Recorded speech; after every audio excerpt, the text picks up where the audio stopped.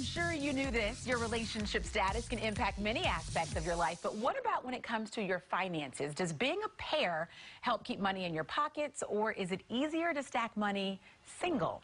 Dan, our money man, I know is very good at math, so I want you to help me answer this, but I know it's a loaded question, so let's break it down. Yeah.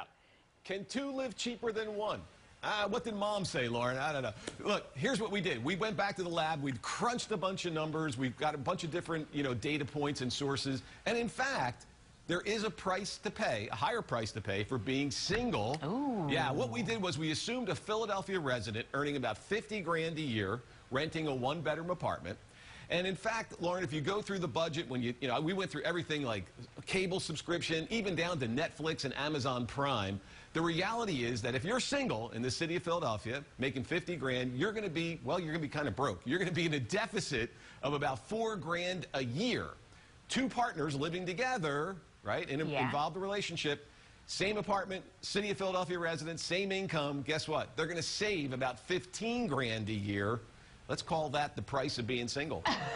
So what are the single people spending more money on? Yeah, so it's really simple. It comes down to this, right? Like food and stuff like that, that's about the same, obviously. You double it if you've had two people. But, for example, dating apps, date nights, things like that, singles tend to spend more money.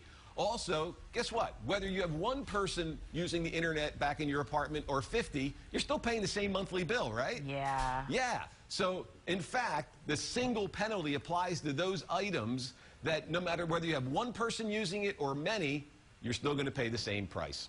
So you really need somebody to split all the bills with. Well, that's going to help you out. Or someone to pay your bills.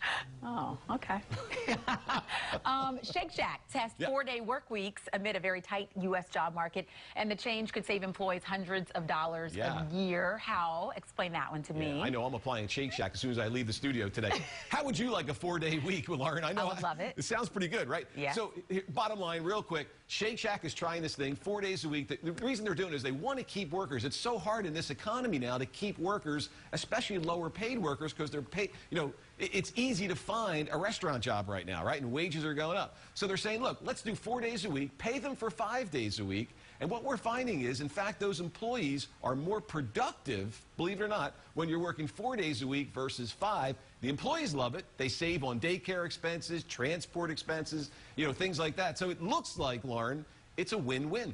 I think so, because you know what? If I drive to work, like on a Saturday, I end up spending about $15 on parking. So if we take one of those days away, that's like lunch money. Yeah, and listen, your grandparents, my grandparents, they worked 6 days a week. Now we're working 5 days a week. Maybe 4 days a week is not so far away. I like that idea.